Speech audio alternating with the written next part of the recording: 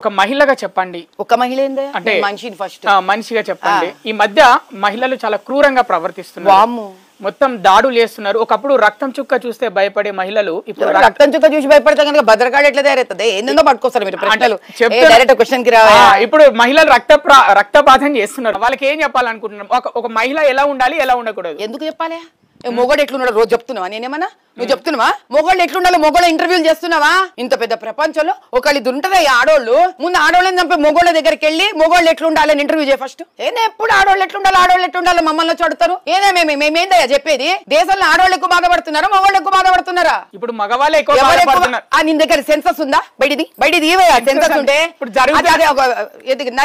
నరికి ఫ్రిడ్జ్ లో పెట్టింది కదా మొగోడా ఆడ మనిషి? ఢిల్లీలో నరికి ఆడపిల్ల నీ ఫ్రిడ్జ్ లో పెట్టింది ఆడామనా మొగోడా?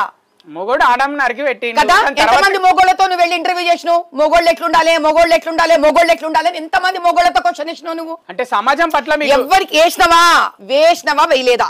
కదా ఆ ఇంటర్వ్యూ చేసుకున్నాక నా దగ్గర అప్పుడు ఆడవాళ్ళు ఎట్లుండాలో నేను నీకు చెప్తా. జరుగుతున్న దారుణాలను చెప్పవయ్యా దీనికి ఆన్సర్ నువ్వు ఫస్ట్.